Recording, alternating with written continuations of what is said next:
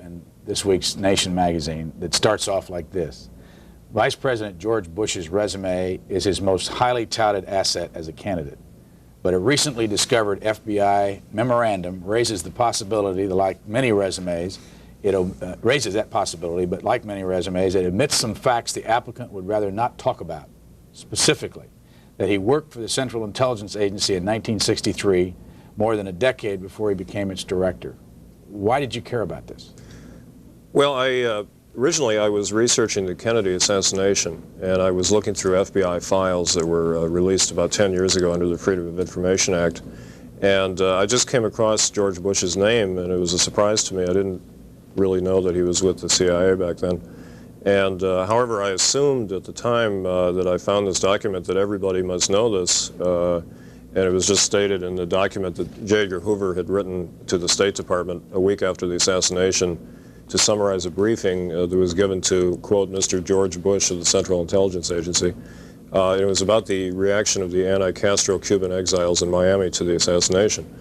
And it kind of piqued my interest that George Bush was involved, but I put it aside, and when he started running for president in the current campaign, I began reading a lot more about his background, and I noticed that nobody was referring to this experience that he had. Obviously, everybody knows that he became director in 1975, but nobody was commenting on the earlier period. And so I began studying this very carefully and found out, according to his autobiography, he doesn't mention this period. And there's a biography of him written by one of his aides in 1980, and everybody says he was just an oil man at the time, from the late 50s to the early 60s. So I began doing a story on this, and his office denies this report, but I have sources who confirm that it was indeed Vice President. What difference does it make? Well, that's a good question. I mean, I've been on there's been a lot of interest in this story the last couple of days, and I've been on several shows in different parts of the country, radio shows and things, and some people who like George Bush apparently think it's, well, you know, an asset to him. They think it's one more reason they might vote for him. So if you like the CIA, maybe there isn't anything wrong with it. If you don't like the CIA, maybe there is something wrong. So I guess it's kind of a referendum on what people think of the CIA. But basically, there's other issues. I mean, why doesn't he admit this? That's an important issue. Why is he keeping this a secret? Let me read a paragraph that you wrote in this issue, and this is the issue dated July 16, 23. Either 2 week, what is it, in the summer it comes out every 2 weeks, and this came out on Monday, hit the stands Monday. Informed of this memorandum, the Vice President's spokesman, Stephen Hart, asked, "Are you sure it's the same George Bush?" ? After talking to the Vice President, Hart quoted him as follows: "I was in Houston, Texas at the time and involved in the independent oil drilling business, and I was running for the Senate in late '63. Must be another George Bush," added Hart. Mm-hmm. Well, this is what they said about, this is maybe 10 days ago when I first called them about the story. I was almost done with the story, and I wanted to check their response. I asked Mr. Hart if he had any evidence that there was another George Bush, and he admitted that he didn't, he just was speculating. And then I called the CIA, and I spoke to a spokesman there who told me that, first of all, he seemed very surprised when I told him about this memo. And he called back the next day and he said, "I can neither confirm nor deny," and that's all he would say.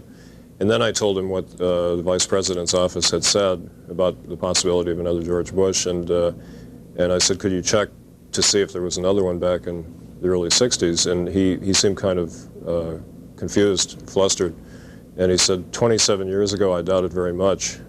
He says, "In any case, we can't comment on whether somebody was connected with the CIA." So that's where that thing wound up, but nobody has mentioned this other George Bush since the story hit the media on Sunday. Is there a chance that that you're not right, or that it is not the same George Bush? Well, I'm leaving the benefit of the doubt open, although I do have sources who are close to the intelligence community who tell me that it's the same person. However, you know, I'm trying to leave him the benefit of the doubt. If somebody would come forward and prove that he's the other George Bush, I do think it's quite unlikely. But I wrote the article to raise the question more than to, you know, set the words in stone. Why did Nation put it as their lead story this week? Well, I guess you'd have to ask them, but I just, this all happened rather quickly. I just sent them the article about a week or 10 days ago. Well, I think it's, from the response we're getting from the public, it's quite a topic of conversation. Okay, put the worst case on it. Let's say this is accurate. What does it mean? Well, you know, there's a lot of questions. What was the CIA doing in the early 60s? All kinds of things. Bush himself, when he was confirmed when he had his confirmation hearings in 1975 as director of the CIA, criticized the CIA for some of the activities they had done in the early 60s, such as the assassination plots against foreign leaders, Castro in particular. And he said it was morally offensive to him that the CIA had done these things. And he vowed that he would not indulge in those kind of practices as director. And he criticized what he called the excesses of the CIA. And this was around the time the Church Committee was investigating these plots, and there was a lot of highly critical comment in the public about the CIA at the time. So this is speculation as to why he wouldn't want to admit this period of activity. If it is true, it creates a problem for him because he hasn't admitted this all these years. And I can see, I mean, there is a need for secrecy with agents of the CIA. Nobody disputes that. But if you're running for president, that's a whole different ball of wax, I think, because I think we have a legitimate need to know everything about Dukakis, Jackson, Bush. You know, I'd like to know whatever they did. I mean, if there's a period in Dukakis' past where we don't know what he did for several years, I think that would be a problem too.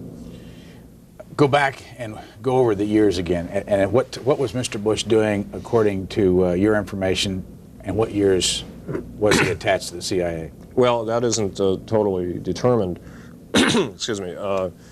According to his official resume, he was in the oil business from the late 50s through 1966 in Texas. It was based in Houston. It was a company called the Zapata Offshore Company. And according to the biography of him and the autobiography, he was focusing his activities on the Caribbean and off the coast of South America in those years in the early 60s. And he was active in the Republican Party. The first activity he mentions is 1956. He was doing some work for Eisenhower, just campaign volunteer work. In '62, he became the chairman of the Harris County Republican Party in Houston, and did that for a couple of years. And in '64, ran for the Senate against Ralph Yarborough and was defeated. Then he became congressman for 2 terms, and then he lost to Lloyd Benson in 1970. After Benson beat Yarborough in the primary. So that's what's officially known, but my sources tell me that Bush began working with the CIA in '60 or '61. So he apparently, and my sources confirm this, was using this oil business as a cover for activities that were clandestine. Tell us about The Nation. We've had the editor, Mr. Navasky, on a program before, talked to him at great length. Matter of fact, I think I remember him saying he went to school with Michael Dukakis. Oh, I didn't know that. The Nation, describe what kind of a magazine it is if somebody had not read it. Well, it's been around since 1865, and it has a very high reputation. And I was impressed by the fact that 3 weeks before the Bay of Pigs invasion, they broke the story, and very few other American publications, the New York Times wouldn't run the story, for example. They had the story, and President Kennedy persuaded them not to run it, and Kennedy later said it was a mistake, but The Nation had the story. And, you know, I'm impressed by things like that. They're pretty gutsy publication. Have you written for them before? No, this is the first time I've done that. And you live in Los Angeles? That's right. How long ago did you get this information? Well, as I was mentioning, I was doing some research on the Kennedy assassination. This was some time ago, actually, I think a couple of years ago, that I was going through all these documents. There's 100,000 pages of FBI files on the assassination that were released in '77 and '78, and anybody can go look at them. They're either at the FBI or on microfilm in a lot of libraries, and I was going through this microfilm stuff, and a lot of it is chaff, you know, a lot of letters and clippings and field reports of different kinds, but there's a tremendous amount of real revealing information in these files. And very few people seem to have looked at these things. I found some articles. At the time these came out, the stories said that the press didn't seem very interested, like about 10 reporters showed up to look at the material. And the next day in the New York Times and Washington Post, there were stories that there are no surprises in this batch of documents. Well, nobody can look at 100,000 documents in 1 or 2 days. So I don't know how they could say there are no surprises. So when did you look at these documents? this was a couple years ago, 2 or 3 years ago, I think. And you've just found this particular? Well, as I was saying, I found this was just a document that was a peripheral kind of thing at the time, because I thought, well, it's interesting, George Bush is mentioned in this document, but I didn't attach great significance to it because I wasn't familiar enough with his background to realize that this was not common knowledge. What kind of reaction are you getting when you go on talk shows or call-in shows from the public and also from the journalists? Well, I'm getting, apparently it's a subject of great fascination around the country. Oddly enough, I was on a show in Pittsburgh a couple days ago, and people called in and they were saying it was terrific, you know, great that they're going to vote for Bush even more now because they like the fact that he's with the CIA longer than they thought, you know. One man said it gives him an aura of mystery, which he didn't have before, kind of romantic, daring-do quality, and another person said it destroys the wimp factor for all time. What's your reaction to that when you hear it? Well, that's okay. I mean, I think it's, people see it according to how they see the CIA. I think that there are certain issues that people might miss. For example, the question of accountability and secrecy. You know, it's like with the Gary Hart thing. There are two issues. One is he went off on the boat with the model, and the second one is that he didn't tell us about it, you know. So it's not exactly a question, do you like the CIA or don't you like the CIA? It's more a question of why won't Bush tell us more about this. Give us your reaction to what Mr. Bush's office, or how Mr. Bush's office treated you when you came in with the questions. I know you specifically quote them in here, but what was the general feeling you had when you talked to them?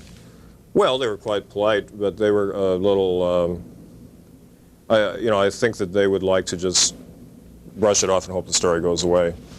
And the reaction they gave to the other media after my story appeared was almost word for word what they told me.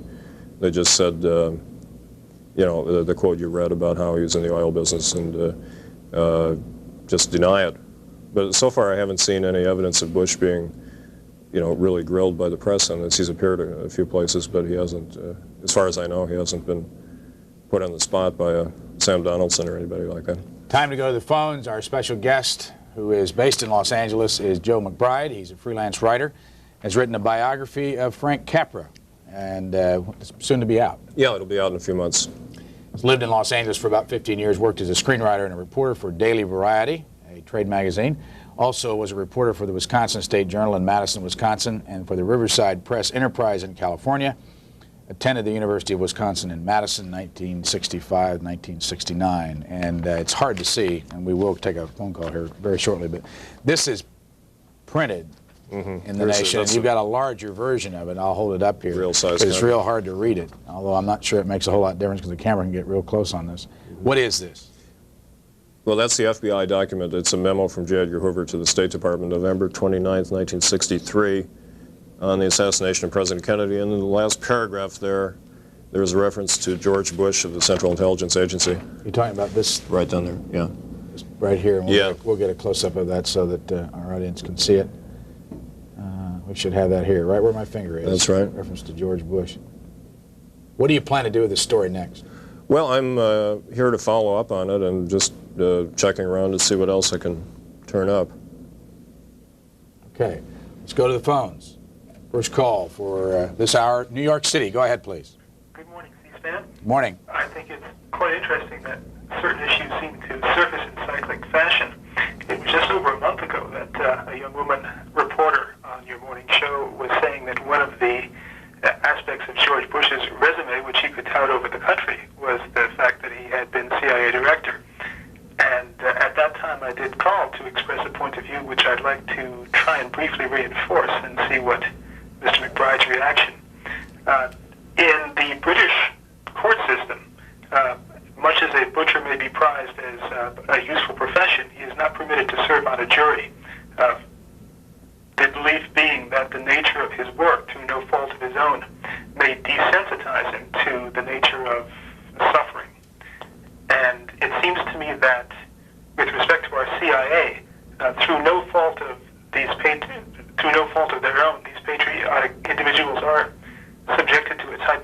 academy which teaches them to do a lot of things which the CIA is known for doing, and it may be all for America, but it is very often things which we would tend to consider illegal if they were done in our own country. How does this relate to George Bush, sir? Well, what I'm getting to is the idea that perhaps just as the British feel that a butcher, though he may be prized as a useful profession, should not serve on a jury, we might come to a point where we consider the need to carefully cordon off the CIA from the rest of our civilian government. Okay, thanks. Joe McBride? Well, as I understand, I guess the question is, does being in the CIA possibly disqualify you from being president or holding political office? Is that the gist of it? It's kind of a curious paradox that George Bush's background, whenever he was appointed to an important job, which he was appointed to a whole succession of jobs as UN ambassador, liaison officer to China, head of the Republican National Committee, etc., people would always say, well, what is his background? What is his experience? And the UN thing, for example, people said, why is he qualified? What foreign policy experience does he have? He's just a two-term congressman who was defeated for the Senate and all this. And apparently he had a lot of background that we didn't know about that accounts for the president's appointing him to all these positions. But the criticism that he got back then was that he was too much of a politician and not a diplomat and not a professional intelligence man, etc. And it's very ironic in light of this information. Apparently the people who appointed him knew something that we didn't know, and even the members of Congress didn't know. So now the question is the other way around. Is an intelligence man the kind of person we want for president? I think there's some serious questions about that because, you know, Tom Wicker said in the New York Times a couple months ago that a CIA man could be blackmailed as president because of things that he knows or things that he might have been involved in or something like that. Pampa, Texas, for Joe McBride. Go ahead, please. This is W.A. Morgan, Pampa, Texas. Appreciate getting in this morning. I have a couple of questions or a couple of comments, I guess.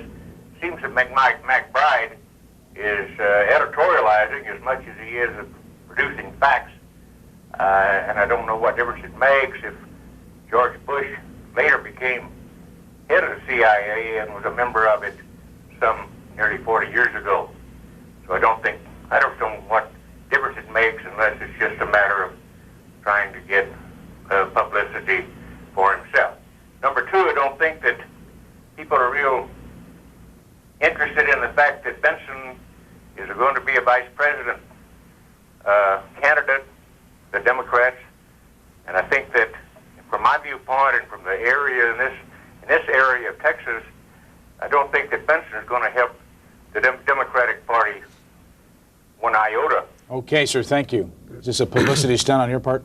Oh, no, I mean, I'm really interested in trying to find out, just from my own personal interest, what goes on behind the scenes of our country. There's a lot of things in the last 20, 30 years that we didn't know about that were happening, that, you know, the Gulf of Tonkin resolution, Watergate, all kinds of things that if we had known at the time what was going on, we might have voted differently for people. And I think this could be a case of we're being asked to vote for a man for president we don't know a lot about. I mean, we don't really know much about what he's been doing for the last 7 years as vice president, and he doesn't like to talk about it. And I was reading the other day, one of his aides was saying that Bush off camera apparently is a kind of an interesting guy to talk to. He's a relaxed, kind of candid fellow, but when he gets on camera, he gets tense and stiff and all that, and the reason is he doesn't like to be quoted for the record, is what the aide said.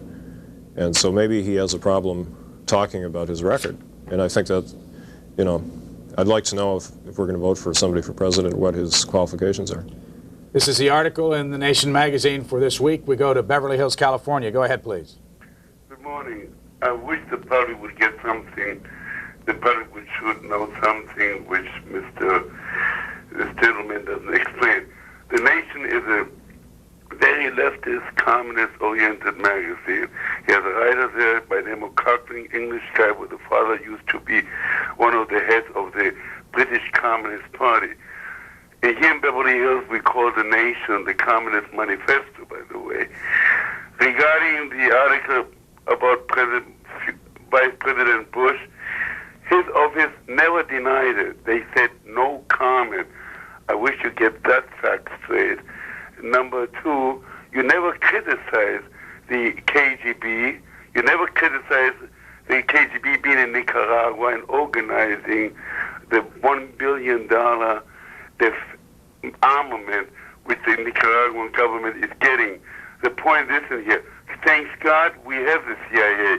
If the communists, the Russians have the KGB, we better have the CIA. And if Mr. Bush worked at that time, that is a secrecy. He never denied it. He said, no comment.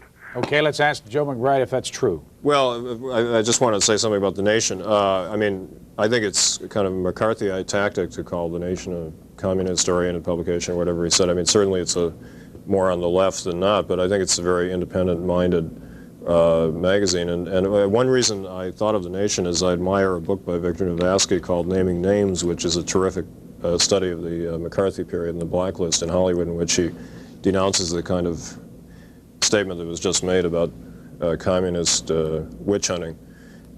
Second of all, he says Bush's office does not deny the charge. I don't know.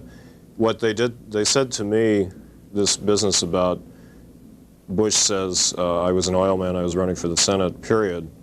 And then I called back because we wanted to get them to expand on this a little more. This is before the article appeared. And the spokesman said that Bush had said, I don't know, I don't have any idea of what he's talking about. And but then they said, well, maybe you shouldn't quote this or whatever. But I noticed that in the press since then, there have been statements the Vice President issued a denial through his spokesman. I read a quote in your article from Stephen Hart of Mr. Bush's office. I am a spokesman. However you want to write it, the answer is no, regarding Bush's alleged 1963 involvement with the CIA. Yeah, it's a little, they are denying it, but they aren't putting out a lot of words from the Vice President himself. I sense a certain effort to distance himself from the denial a little bit. Roanoke, Virginia, you're on with Joe McBride. Go ahead, please. Okay, 2 points. Okay, 1, could George Bush still be under oath of confidentiality? Therefore, he cannot reveal he was a member of the CIA. Also, this man before mentioned that the CIA is too desensitized to serve in political office. Wouldn't also exclude war veterans like John Kennedy and George Washington, who would also be severely desensitized? All right, sir. Thank you. Is he under an oath? I gather that they do feel that they have an oath that they should not reveal things that they know from their years as CIA people. Interesting thing to think about. During the Warren Commission investigation, there was a secret session of the commission, which was later declassified, in which they were discussing the question, could Lee Harvey Oswald have worked for the CIA? There's a lot of talk about this. And they asked Allen Dulles, who was one of the commissioners, he was a former director of the CIA, would the CIA ever admit if Oswald had been an agent? And Dulles said that the CIA would not admit, even under oath, that somebody had been an informant or an agent, and the only way they could be persuaded to do otherwise is if the President of the United States issued a direct order. What about his comparison with John Kennedy and George Washington? Well, I mean, the military is different from clandestine intelligence. I mean, there's no secret that John Kennedy was in the Navy, for example. I mean, books were written about his Navy service, and there was people hashing over the PT-109 incident. He never covered it up or anything. Auburn, Massachusetts. Go ahead, please. Hi.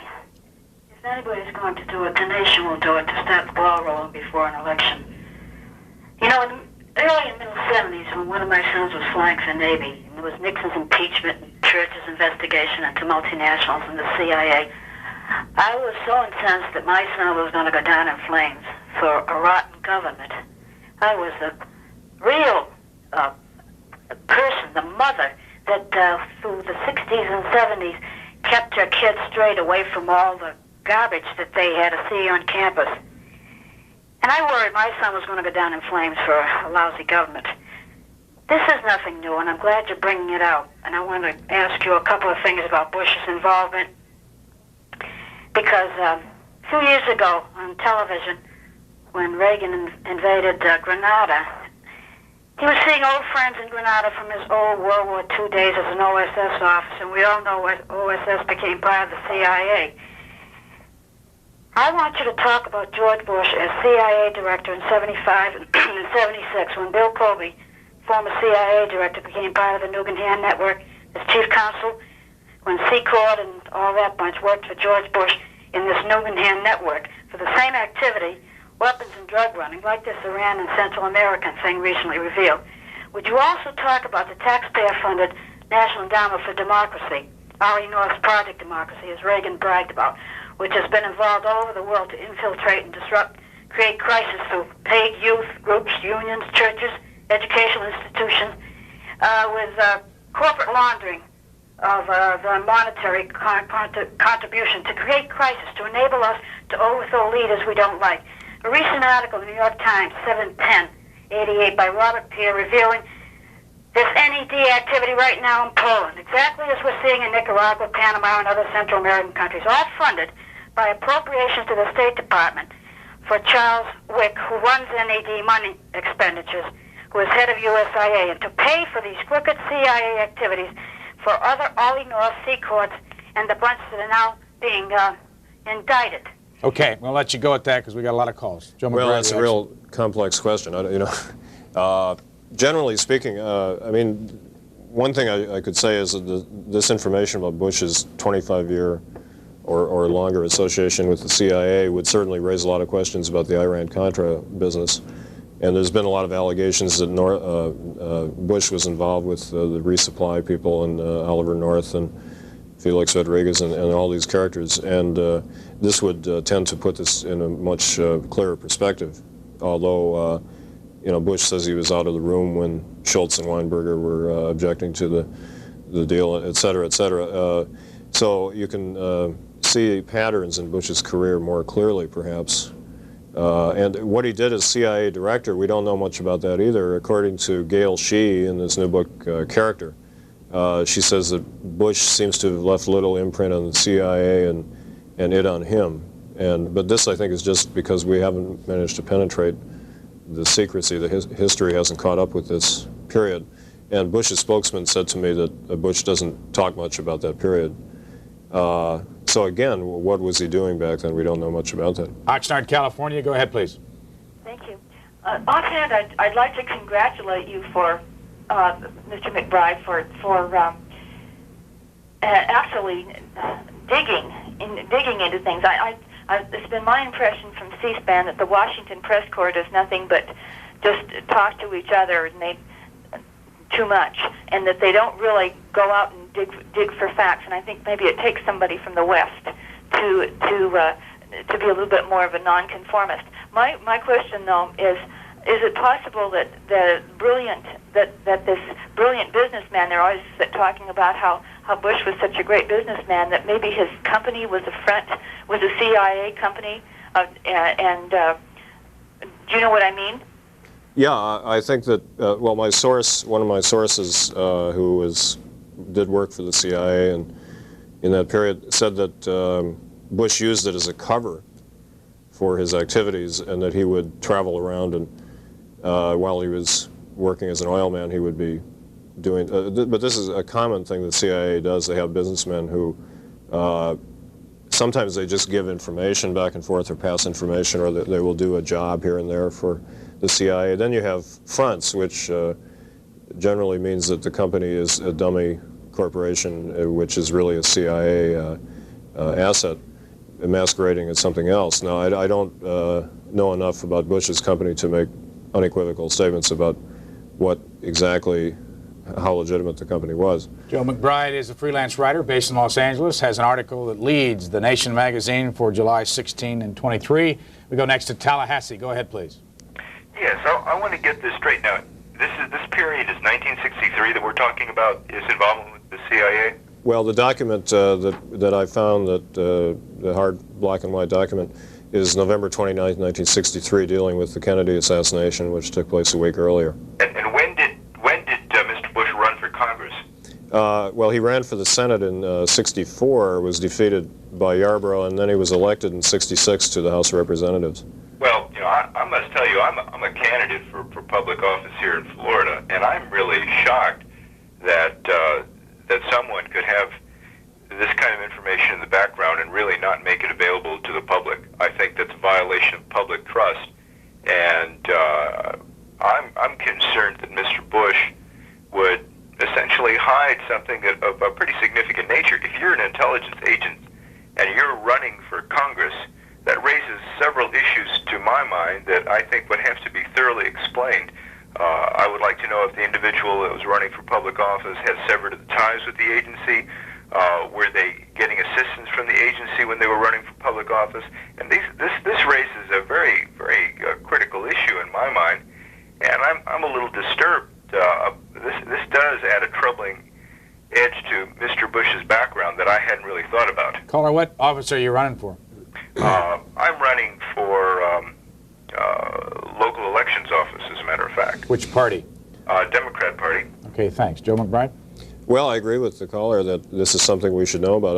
I mean, the President of the United States, we should know everything there is to know, and secrecy kind of goes by the boards. I mean, look at the scrutiny of people's medical records and marital problems and all these things which we feel bear on the White House. And certainly when you're talking about public office, when this is apparently George Bush's first job with the U.S. government, that's important regardless of what he did at the CIA. And then we have the question of what was he doing and why can't we know about this? What activities was he actually involved in back then? Dunedin, Florida, you're next. Yeah, it's me about the election, man, again, Brian. I'm glad to see somebody digging into that Kennedy assassination and all them CIA boys down there in Roosevelt. Johnson had his ready to thing, and Ruby walking in and shooting that man in the Los Angeles jail.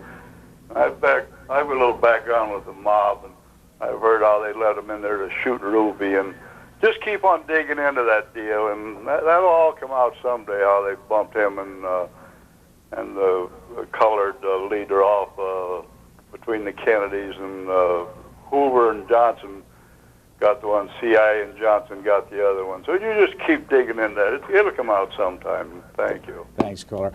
Your book on Frank Capra, who is he and why'd you write it? Well, he's the great movie director who made Mr. Smith Goes to Washington, Mr. Deeds Goes to Town, etc. He's a beloved filmmaker. It's a Wonderful Life is another film that he made that everybody talks about all the time. And he's a very political figure. Even though the book is a motion picture book, it's really more about politics and the American system. It's actually is going to be quite a provocative book in its own way. Whereas politically, what do you mean by that? Well, people don't really know Frank Capra. They think they know that he is a liberal spokesman for the common man, etc. And that's really very misleading. And the facts of his life are not known because his own autobiography is largely a work of fiction. And so yours is not an approved autobiography? Well, he cooperated with the book, but it's not an authorized book. I wanted the book to be independent, but I had him cooperating with me, gave me a lot of interviews and things. So after we read the book, what will the label be that we put on Mr. Capra? Political label. Well, he's much more conservative than people think, for example, but he's a very complex man, and his political views have been shifting and complicated. And he was a very political artist dealing with myths of American culture. And Mr. Smith is one of the most striking films in American political history. But the man who wrote that film, for example, Sidney Buckman, was later blacklisted and admitted that he was a member of the Communist Party, which is a real interesting paradox, because this is one of the great patriotic films of American history, and this caused Frank Capra a lot of consternation. Mr. Capra is still alive? Yes, he is. He's how old? 91. Does he still live in La Quinta? Yes, he does, yeah. Merced, California, go ahead, please. Yes, good morning. Good morning. Two things. One is, on your program this morning, you managed to come up with a candidate that doesn't know what he's running for in Florida. And the other thing is George Bush and the CIA. And I don't think that George Bush's participation in the CIA ought to disqualify him. I think that it ought to open us up just to examine what he says more closely. For instance, if he said he's for affirmative action, you've got to question that and look at it more in depth, no matter what he says, because the CIA is a master of illusion. The second thing is one of the callers hit on, and that is, was George Bush's successful business ventures done on business ventures like the Iran arms Contra scandal with Ollie North, where millions of dollars for profit were made illegally? I think his company should probably be examined in detail, using the freedom of information to check on any of the situations that may be government related. And if Bush has a clean record, then he's going to come through, and therefore none of the things should be held against him. If he doesn't, then it should be addressed. Joe McBride. Yeah, I would love to see other journalists pick up the ball on this story, and I gather that some people are. You know, I asked to speak to Bush when I was doing the story, and they said there's no way we can let you do that. I don't know why, but I would love to have access to him myself, or failing that, I would love to see the people that cover his campaign really ask him a lot of searching questions. Bush, as we know, doesn't like to give too many interviews. You know, the last one, the big one I remember, was the Ted Koppel thing, which he seemed very uncomfortable doing. Cape Girardeau, Missouri, you're next. Yeah, if I call the Nation a neo-Marxist, anti-democratic publication, that wouldn't make me a McCarthyite, would it? Okay, I think that's pretty well much what it is. But I haven't read the Nation. Okay, since you come from a publication like that, and you're trying to be a credible journalist, wouldn't it give you more credibility if you gave the names of the sources that you have? Well, I answered, you know, the characterization of the Nation. I mean, I'm an independent journalist, and you don't work for the Nation. No, I just sold them this article, so it's not like I'm representing the Nation. I'm a freelance writer who wrote for the Nation, and I have a high regard for the magazine.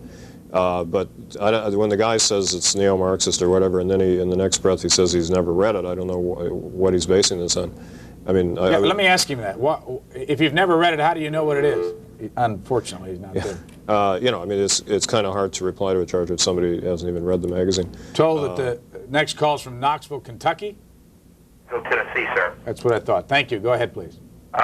Yes, there's one unspoken underlying thing here that I seem to detect, and I don't know how many people agree with me. I think there are hundreds of thousands, maybe millions of Americans who believe that John Kennedy was assassinated in cooperation with some renegade members of FBI and CIA, not directly acting under the Bureau, but acting in a renegade status along with some anti-Castro Cubans. If this be true, and the rest of that scenario is that after the assassination, the whole CIA and FBI apparatus was thrown into a cover-up operation to keep this renegade connection with the assassination quiet. If that be true, then what we'd really be talking here would be about a man running for president of the United States who was an active member of a cover-up of the death of another president. And I'm sure this is the underlying thought of many, many people who listen out there. And I would think it would be very important to find out where Mr. Bush was during this period. And I think maybe the fact that he's so anxious to cover this up is indication in itself that it needs to be looked into more deeply. Thank you. Joe McBride? Well, I don't want to get into speculation about, you know, Bush's knowledge of the assassination. The CIA conducted its own investigation after the event, and obviously here we have a week after the assassination. Bush is being briefed by the FBI on things, and this document wasn't public knowledge for 10 years. So obviously there are things that were going on that this was never published in the Warren Commission records or things of that sort. So he, you know. So it's clear to our audience, though, you have the document that says that George Bush was a member of the CIA. George Bush was a member of the CIA in 1963, and you also have his office saying he was not. That's right.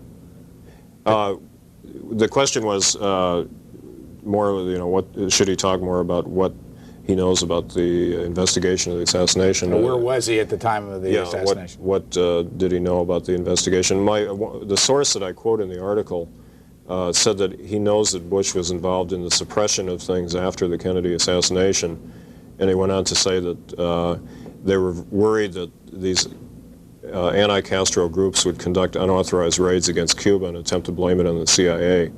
And as we know, there were a lot of anti-Castro people who were conducting raids against Cuba with the support of the CIA for a couple of years there.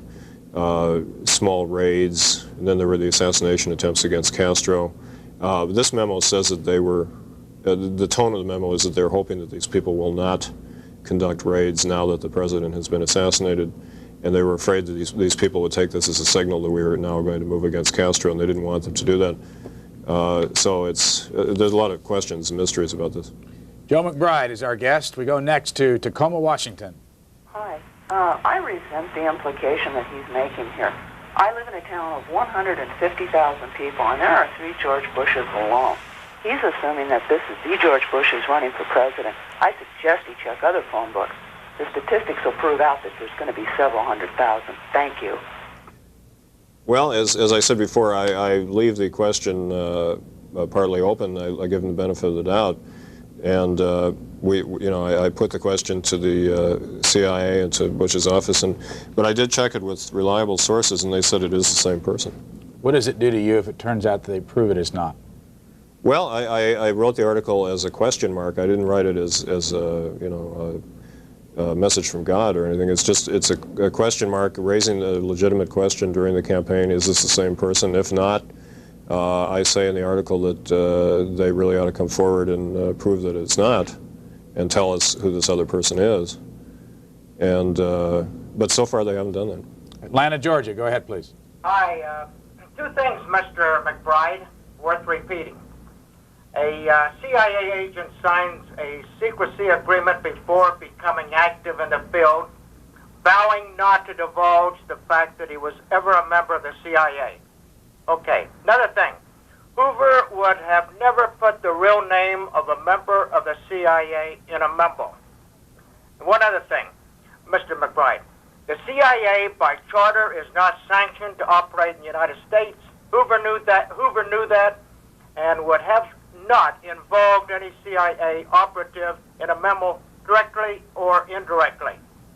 Now, if there's any truth in your allegation, the name George Bush was a cryptonym used by a person other than George Bush. I'd like to have you answer one question. You think coming forth with an article without definite proof that it is a true story is despicable or is not despicable? What do you think, caller? Caller, what do you think? I think it is. Mr. McBride? Well, as I just said, I have sources who I trust who told me that it's the same man, and I checked this out. And however, I quote the vice president's side. I'm not, I gave him every opportunity to comment, and I asked to speak to him personally. I wasn't trying to not get his side of the story. And I mean, when he says that the CIA doesn't conduct domestic operations, it's well known that in that era they had a whole station in the Miami area with several hundred American operatives dealing with hundreds of Cubans conducting these raids and all kinds of other things. So that was kind of a fiction. Then there were many other things they did that were domestic, which they were not technically supposed to do. New York City, you're next. Yes, I'd like to ask your guest.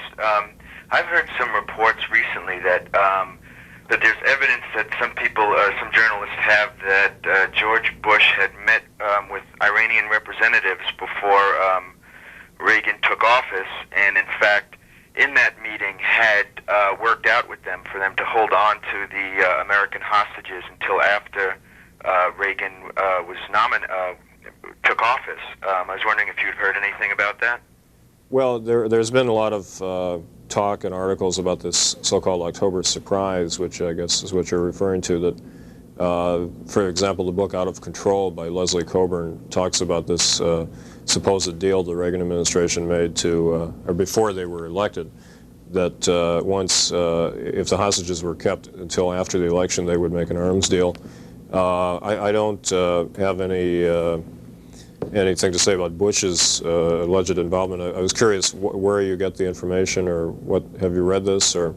Not with us anymore. Westchester. Oh, he's not with us anymore, okay. Westchester, California, go ahead, please. Good morning. Mr. McBride, do you believe that George Bush's election is part of a CIA bloodless coup of the United States? You, caller? At one time I did. I don't think so now. When he was first running against Ronald Reagan, I thought so. And I don't think so at this time. Okay, Mr. McBride. Well, I mean, that's strong language. I mean, there's concern, getting back to what we said before, the CIA, should they be involved in American politics? And if this is true that Bush is a longtime CIA man, what does that say about if he becomes president? Will he have a special relationship with the CIA? Will he be doing more clandestine things than the presidents normally do. It raises a whole ball of wax. Virginia Beach, Virginia. Go ahead, please. Yes, I'm referring now to the caller a little while ago that talked about the nation being neo-communist, I guess was the word he used, and this wasn't a form of McCarthyism that is being employed by Mr. McBride, which to me is a form of planting seeds of doubt in the minds of the public, because Mr. McBride has been very vague, extremely so, in trying to pin down whether this is the Vice President Bush or another Bush, as this lady called from Tacoma, I guess it was. Anyway, I have a comment, and I think that that this man and some of these other liberal media types are operating more as nosy people rather than as investigative people. And maybe the public doesn't want to hear anything that's nosy. We want the facts, and we want hard facts. We don't want this routine of taking that label McCarthyism and turning it around, which is what the liberals do when they're attacked. All right, sir. Thank you. Well, I mean, one thing maybe I should point out, this might make the guy who just called think things are a little more complex. Back in 1982, I wrote a show for the USIA called Let Poland Be Poland. It was a television special that went all around the world, which was, Ronald Reagan's under his aegis. And the Warsaw Army newspaper said the script of the show was written by, quote, that degenerate cowboy Ronald Reagan. So I don't think that I'm a card-carrying communist, radical, or whatever the person wants to say. I think I'm just an independent journalist trying to find out the truth. And I think that I mean, nosy, I don't know what he thinks is important for us to find out if we aren't interested in the history of people running for president. I think that actually very little has been written about Bush's background. People don't seem to have gotten to the bottom of it. I mean, like when I've been doing this book on Frank Capra, I realized how little known this man is to the public, even though he's a very familiar figure, been on the cover of Time magazine and television specials about him. I wrote one myself. Talking about Frank Capra. Frank Capra. This was very educational for me, that I spent 4 years studying the totally deceptive public record of this guy and finding out the real truth that lay behind the image. There's a tremendous mythical component to a lot of American public figures. You think he was devious in his ways of preventing the American people from knowing what it was really all about? To a certain degree. His autobiography is very deceptive, and as all autobiographies are. But his is, and people in Hollywood like to write fictional treatments of their lives and touch them up and improve them. But in a lot of cases, what we think we know about him is totally the opposite of what's true. Corpus Christi, Texas. Go ahead, please. Good morning. Brian, this gentleman is outrageous. This is one instance where he has mentioned his sources over and over again. Who are his sources? He's been asked that 3 times now this morning, and we need to know who his sources are. The gentleman calling before is correct. The American people are no longer going to take fairy tales. They want facts. They'll make up their minds. Please give us your sources. Then Brian can have them on, and they can provide the proof that this George Bush is actually George Bush running for president. And also the second thing, I watched an interview with Frank Capra, and he spoke in depth about his background and what all he went through, and the films that he made during World War II. As his part of the war effort, and everything that he went through. It seems to me that this gentleman and the nation in general is strictly, I think they used to call it yellow journalism. And also, are you going to do the same type of in-depth background check on Michael Dukakis? All right, Corpus Christi, thanks for the call. Well, I would love to see Dukakis's background explored as thoroughly as possible. I'm not personally doing that, but I just happened to find this thing on Bush. I mean, my sources, aside from J. Edgar Hoover, who was a pretty good source, as a journalist, we don't reveal sources that are given to us in confidence, and certainly when you deal with people who are in the intelligence community, it would be highly dangerous for them to be revealed as sources. So I don't want to talk about my sources, but it's a reliable person, and I have other sources besides him. So I don't want to go into that, and I made it clear in the article that what kind of background the person has. But the article, as I stated before, largely deals with this memorandum, and the burden of proof, it seems to me, is on Bush's people to come up with the other George Bush, if there is such a person. Santa Fe, New Mexico. You're on with Joe McBride. Go ahead, please. Good morning, Brian. I'm a professor at the University of New Mexico, and I'm a political scientist, and I would like to say that, yes, I do read The Nation from time to time, and it is a neo-Marxist magazine.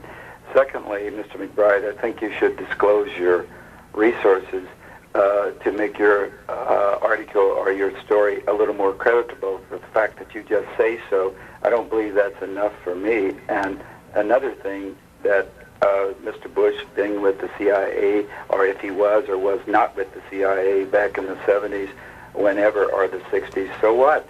I mean, who cares? I mean, this is not a big thing, is it? I mean, why are you decided to make a story about this? And last but not least, I would hope that somebody from your magazine would do something on Mr. Benston, because outside of Texas, nobody knows who he is. All right, sir. Thank you. Sure. I mean, I'm for investigating everything about everybody that's going to be president or vice president. I mean, if Gary Hart is no longer running for president because he didn't tell the truth about he spent a weekend with a model, it shows that the American public has a real aversion to people not leveling with us, and that's a kind of a relatively trivial matter. But the issue there was not did he spend the weekend with the model, but why wasn't he telling us the truth? And here we have George Bush on a much more serious, profound question. Huntsville, Alabama. Go ahead, please. Yes, sir. I'd like to say that I find this kind of reporting particularly distasteful. I see a serious double standard here. For instance, you're asking George Bush to come clean and tell everything he knows about this situation, yet you have been given several opportunities to do the very same thing about your own sources, and you've refused to do so. Well, could I ask the caller? I've got a couple other more comments, if I could, please. I find something else rather difficult to appreciate, and that is that you've invited others to jump on the bandwagon and to help blow this thing up, while you sit back and sort of take credit for a story. And the other thing that concerns me is that you read this article 2 years ago, and I'm supposed to believe that you're so naive you didn't know who George Bush was at that time, but now that he's the presidential candidate for the Republican Party, all of a sudden this story becomes something that's jogged in your mind. Those three things bother me, and I'm going to hang up and listen to your response. Thank you. Okay, I would have liked to have asked the caller why I should reveal my source. This is a thing in journalism that is quite accepted practice. In certain kinds of stories, you can only get people to talk, especially in very sensitive positions, if they will be quoted an unidentified thing. The people in the Reagan administration do this all the time. Sources, high sources in the Justice Department or the State Department or whatever. Background briefings, if you had to rely on quoted sources all the time, you would not be able to get certain facts. What was the last question that was interesting? The last thing he said. Why I waited 2 years on it. Yeah. He says I was naive. I didn't know who Bush was. I knew who George Bush was, but I didn't know a great deal about Bush's background. But his autobiography came out last September, for example. It was just published in paperback. And so I had the chance to read that when it came out, and I was surprised that he hadn't gone into this, and this piqued the thing in my mind. We're running out of time. We got a Pittsburgh call, and that'll be our last call. Go ahead, Pittsburgh. It amazes me how the left-wingers always tried to say that Kennedy's assassination was due to a right-wing group. Oswald was definitely a communist. He lived in Russia, and he visited the Soviet embassy before the assassination. Ruby knew that he had cancer of the lung and would never go to the electric chair. He paid off his debts to the mafia by assassinating Oswald. And I think that all these facts ought to be out, and I think your connections with Bush and the Kennedy assassination is a figment of your leftist imagination. Thank you, sir. We are just about out of time. Final comment? Well, it's not a figment of my imagination that this memo is about the assassination, and it's J. Edgar Hoover wrote it, and it mentions George Bush. I mean, it doesn't. I'm just presenting the memo as it appears, and I'm not speculating about more that's behind it. And as I say, the burden of proof is now on the Bush camp, I think. We're out of time, and our guest has been Joe McBride, who has written a freelance article for The Nation in this issue. And this